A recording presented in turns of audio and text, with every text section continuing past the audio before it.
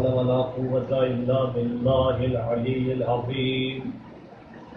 أعوذ بالله من الشيطان الرجيم. بسم الله الرحمن الرحيم. الحمد لله الذي هدانا لهذا وما كنا لنهتدي لولا أن هدانا الله لقد جاءت رسل ربنا بالحق بالقاسم محمد اللهم صل على وعلى أهل بيته الطيبين الطاهرين المعصومين المظلومين المنتجبين المنتخبين ولعنة الله على أعدائهم أجمعين وغاصب حقوقهم ومنكر فضائلهم ومصائبهم وولايتهم وشجاعتهم وصحابتهم وعطشهم وفصاحتهم من الآن إلى يوم الدين. أما بعد فقد قال رسول الله صلى الله عليه وآله وسلم فاطمة بضعة مني صلوات. اللهم صل على محمد. ایک عرصہ دراز کے بعد پھر سے غم حسین کا سورج طلوع ہوا ہے. یہ سورج ایسا ہے کہ جس نے صدیوں کو روشن کر دیا ہے. دنیا میں جتنی برائیوں کا اندھیرا تھا اس کو ختم کر دیا.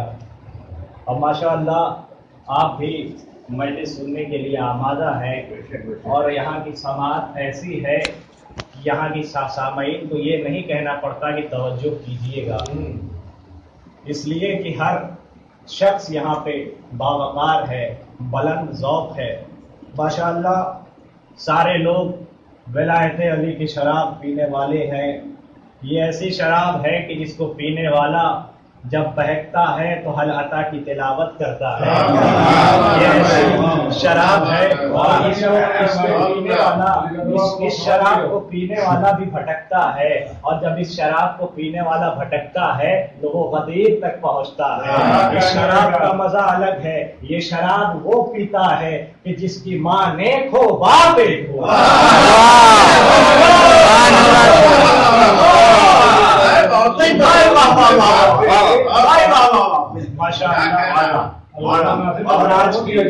آج کی مجلس کا سرنامہ کلام قرار دیا. دیکھیے میں مجلس پڑھ رہا ہوں، بزرگوں کی دعا چاہتا ہوں، صرف اپنے چھوٹے بھائیوں کے لیے پڑھ رہا ہوں. ویسے جو کچھ سیکھا ہے آپ لوگوں سے وہی بس سبق سنانے آیا ہوں، ملاحظہ کیجیے گا. اب یہاں سے میں نے سرنامہ کلام قرار دیا ہے پیغمبر اسلام کی حدیث. وہ محمد کہ جو تب تک نہیں بولتا کہ جب تک وحی نہ نازل ہو جائے. ہرگز یہ نہ سوچنا کہ محمد جو بات کہہ رہا ہے اپنی طرف سے کہہ رہا ہے.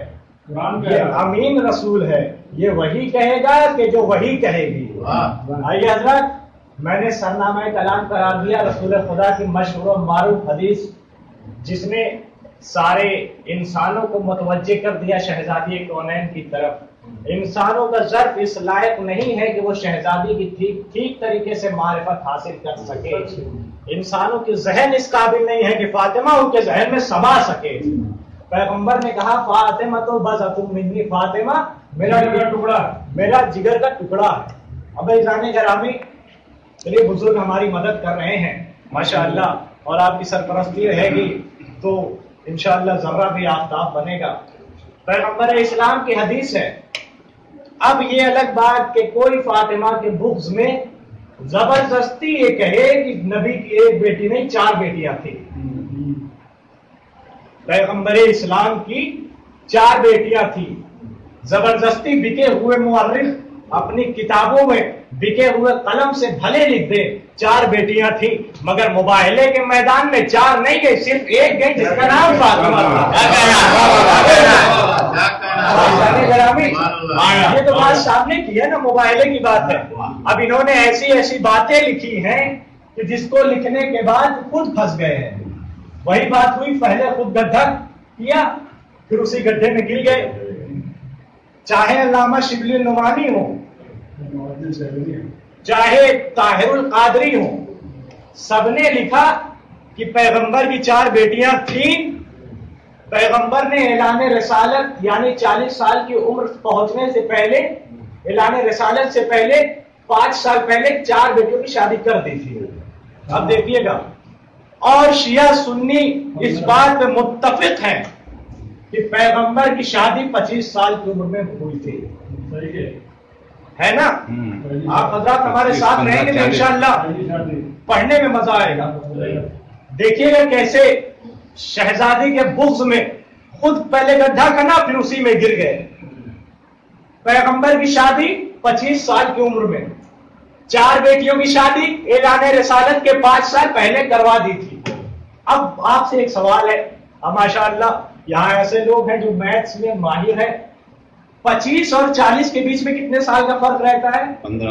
15 سال کا. اب یہاں پہ رکیے گا، پورا انشاءاللہ نتیجہ دوں گا.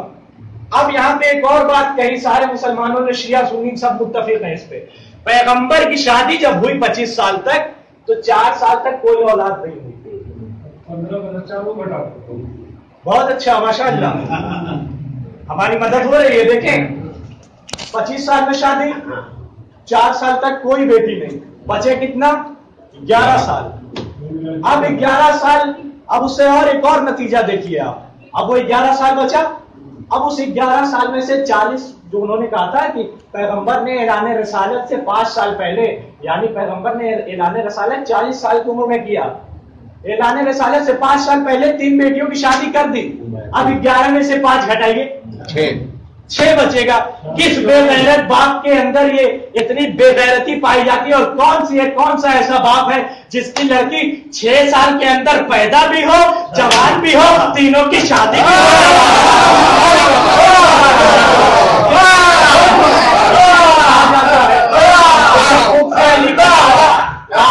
چل جاتا ہے، کچھ نہیں دکھاتا.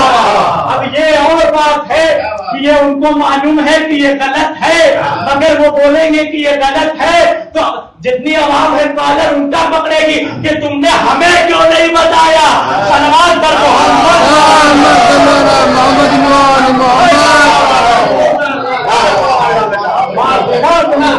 کرنے آئے ہیں، فاطمہ کے مقابلے میں کھڑے ہونے آئے ہیں. صحاباؤں کے سرکاری اسپتالوں میں زبردستی 3 بیٹیوں کے پیدا کر دینے سے فاطمہ کے برابر کوئی نہیں ہوتا. عزیزان گرامی، یہ شہزادی ہے فاطمہ، جس کے لیے خدا نے کہا رسول اگر فاطمہ کو نہ پیدا کرنا ہوتا تو نہ تمہیں پیدا کرتا، نہ علی کو پیدا کرتا، نہ کائنات کو پیدا کرتا. پیغمبر نماز پڑھ رہے ہیں، رات بھر عبادت میں گزار دے رہے ہیں، مگر پروردگار کیا کہہ رہا ہے؟ اے رسول، راتوں کو جاگ کے عبادت نہ کیا کرو، تمہارے پیروں میں ورم پڑ جاتے ہیں. اللہ پہ اتنا خیال ہے اپنے نبی کا. نبی رسول زیادہ تم عبادت نہ کیا کرو، تمہارے پیروں میں ورم پڑ جاتے ہیں. مگر یہی وہ رسول ہے. قرآن اتارنا ہوا، سورہ کوثر لانا ہوا، جبریل آئے لے کے. سورہ بقرہ لانا ہوا، جبریل کے ذریعے بھیجا. سورہ رحمان کو بھیجنا ہوا، جبریل لے کے جاؤ. سورہ طٰہٰ کو بھیجنا ہوا، سورہ یاسین کو بھیجنا ہوا، جبریل لے کے آئے. پیغمبر کو اللہ نے کہا کہ پیغمبر تم زحمت نہ کرو، تم بہت عظیم چیز ہو. مگر یہی وہ اللہ ہے کہ جب معراج پہ فاطمہ کا نور دینا تھا تو انہوں نے کہا کہ جبریل میں اتنی صلاحیت نہیں ہے وہ فاطمہ کا نور اٹھا سکے. اے محبت، تمہیں زمین سے اپنے بستر کو چھوڑ کے آسمان پہ آنا ہوگا تبھی فاطمہ کا نور دینے کے لیے اللہ نے رسول کو کہا جبریل کے ہاتھوں نہیں بھیجوں گا، تمہیں زمین سے اٹھانا پڑے گا.